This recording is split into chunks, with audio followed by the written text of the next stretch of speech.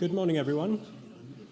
My name is Stuart Taylor, and I'm the Publishing Director here at the Royal Society, and I'd like to welcome you to this discussion meeting on the causes of obesity. The Royal Society is a fellowship of the world's most eminent scientists and is also the UK's National Academy of Science. We were founded in 1660, and we received our Royal Charter from King Charles II. We're the oldest scientific academy in continuous existence. Our mission is to recognise and support excellent science and to encourage the development and use of science for the benefit of humanity and the good of the planet. Our fellows and foreign members are elected for life on the basis of scientific excellence and have included Isaac Newton, Charles Darwin, Stephen Hawking, Albert Einstein, Dorothy Hodgkin, and many others. Today we have approximately 1,500 fellows and foreign members, including more than 80 Nobel laureates. Several fellows are speaking at this meeting, in fact. As part of our strategic priority to support international scientific collaboration, we run a variety of meetings such as these, bringing researchers together to discuss rapidly evolving scientific areas. And meetings of this kind have been held at the Royal Society, in fact, for most of our history. A call for proposals is sent out to the scientific community each year, and the proposals we receive are then reviewed competitively by the Hook Committee, which is made up of a group of our fellows representing the entire range of scientific disciplines. This committee then selects the top proposals, and 15 of them are held as discussion meetings with optional satellite meetings.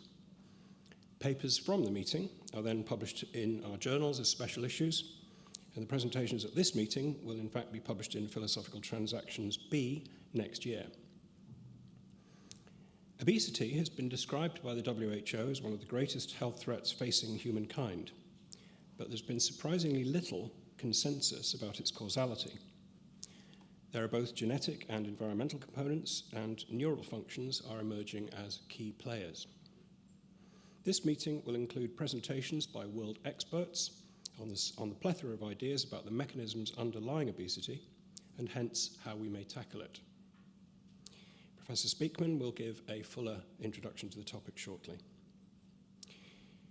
Finally, just a bit of housekeeping information. We have no planned evacuations, so if you hear the fire alarm, it's the real thing and you'll need to leave the building.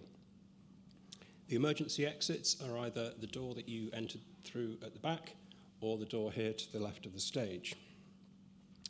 The assembly point is then just at the foot of the Duke of York statue at the top of the steps, just outside the building there.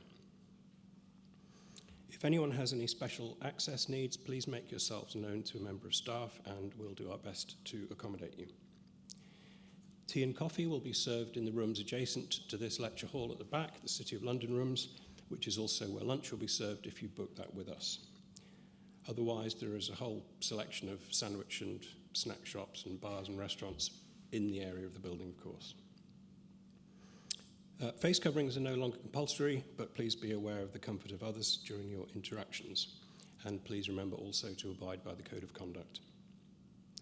If you have any questions during the meeting, please speak to any of the members of staff who will help you.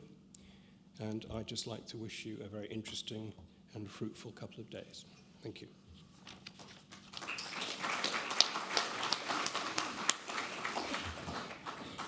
So good morning, everybody. It's finally here. I've been waiting for this moment for a long time. I'd like to welcome you all here in the room and also all the people that are logged in online. We have 1,300 people have registered for the meeting online.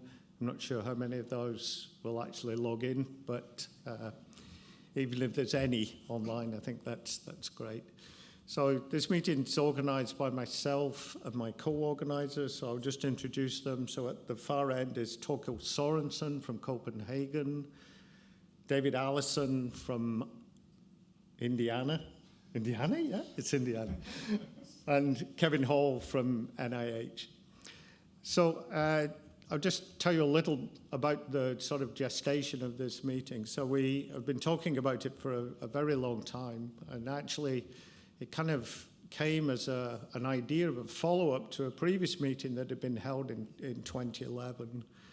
And we were talking about where we would like to do it, where we would like to have, who we would like to speak. And about 5 years ago, I went to a meeting in Madrid.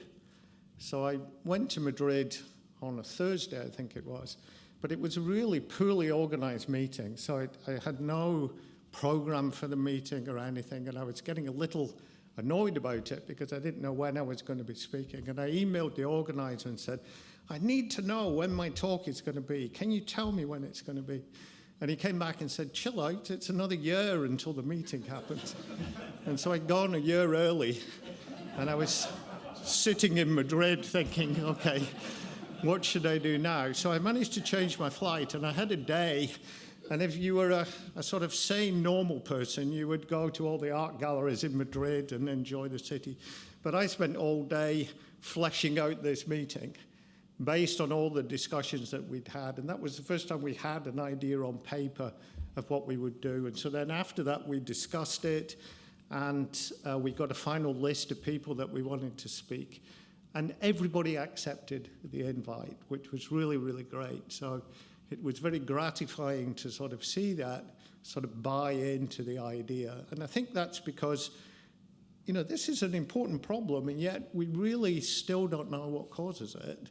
And I think having a discussion meeting like this, not only, it's not going to come to any resolution, obviously, but at least it opens up all the sort of areas where we're not clear. It tells us what we need to do. And so I'm really looking forward to kind of learning lots in the next 3 days. So I don't think I want to say anything else. Do any of you guys want to stand up and say anything? In that case, then, I think we're already 5 minutes ahead of schedule, so that's really good timing. So Ruth Luce is going to be the first speaker. I'm not going to do long introductions, so just come up